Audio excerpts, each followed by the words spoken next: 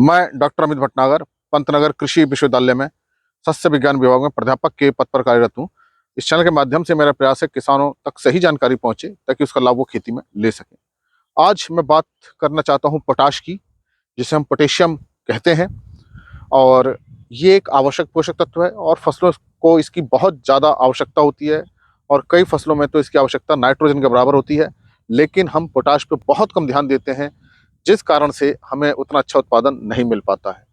तो पोटाश खाद को हमें कब देना चाहिए, इसको सही देने का तरीका क्या है, सही समय क्या है, आज मैं इसी बात पे चर्चा करूंगा।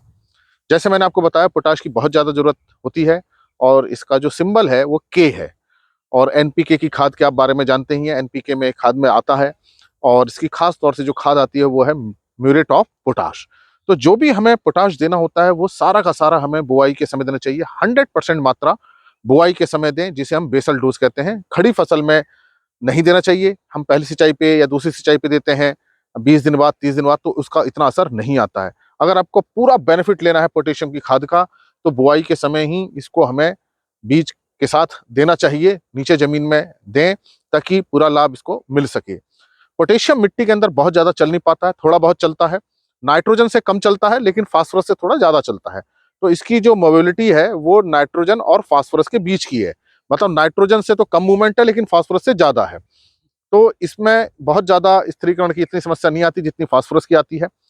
लेकिन ये नॉन एक्सचेंजेबल फॉर्म में बदल जाता है, मतलब ऐसे रूप में बदल जाता है जिसको जड़ें नहीं ले पाती। तो फास्फोरस के एब्जॉर्प्शन में ये एक दिक्कत आती है कि ये अघुलनशील हो जाता है या आता ही नहीं है, पानी के अंदर मिट्टी में घुल करके आता नहीं है, मिट्टी के कणों के अंदर घुस जाता है। एक तरह का फिनोमिना होता है, वो नॉन एक्सचेंजेबल फॉर्म में बदल जाता है। तो ये पोटेशियम के साथ दिक्कत रहती है, इसलिए सारा हमें बुआई के समय डालना चाहिए ताकि धीरे धीरे ये घुल करके पानी में आता रहे, जड़ों को मिलता रहे।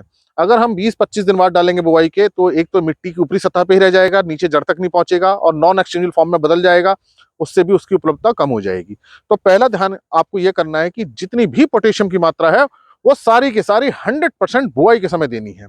और पोटेशियम जरूर देना है, पोटेशियम को छोड़ना नहीं है। आवश्यक पोषक तत्व है, बहुत सारे एंजाइम्स की एक्टिविटी बढ़ाता है और इसको हम क्वालिटी एलिमेंट कहते हैं। मतलब पौधे के अंदर जितनी क्वालिटीज आती हैं, चाहे उसकी कार्बोहाइड्रेट है, प्रोटीन है, चाहे उसके अंदर ऑयल है, सारी तरह की क्वालिटी को ये बढ़ाता है। इस कारण से इसके क्वालिटी एलिमेंट भी कहते हैं। बड़ा और दूसरा खास तौर से बात है, पौधे के अंदर जितनी तरह की रेजिस्टेंस है कीट के प्रति, बीमारी के प्रति, इसके प्रति रेजिस्टेंस भी लाता है।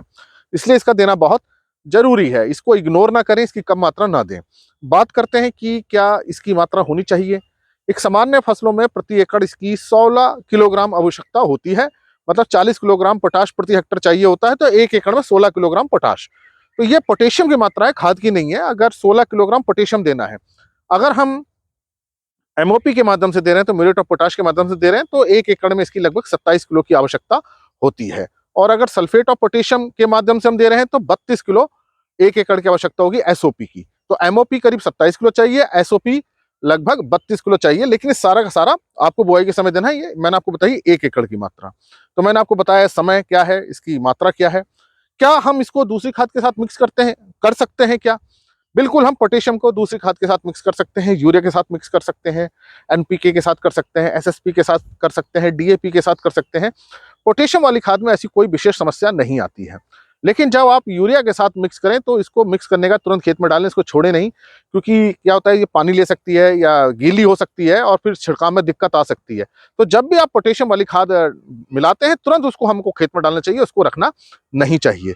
तो इस तरह के अगर आप ध्यान देंगे तो पोटेशियम से हमें अच्छा उत्पादन मिलेगा। और खास तौर से पोटेशियम हमें इसलिए भी देना जरूरी है क्योंकि मिट्टी में इसकी लगातार कमी हो रही है और बहुत सारे किसान भाई पोटेशियम के बारे में जानते नहीं है, या पूरा समय पे देते नहीं है, या बिल्कुल नहीं देते। इस कारण से उतना अच्छा उत्पादन नहीं मिल पाता।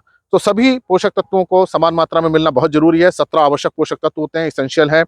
कुछ मिट्टी के अंदर पर्याप्त मात्रा में है, कुछ नहीं है। जो नहीं है उनको हम खाद उर्वरक के माध्यम से देते हैं, जो उपलब्ध है उनको देने की आवश्यकता नहीं होती, या 2 या 3 या 4 साल में एक बार दे दें तो उनकी आवश्यकता पूर्ति हो जाती है। लेकिन पोटेशियम की हमें हर फसल में, हर सीजन में देने की जरूरत होती है क्योंकि पौधे इसका बहुत सारी मात्रा में अवशोषण करते हैं।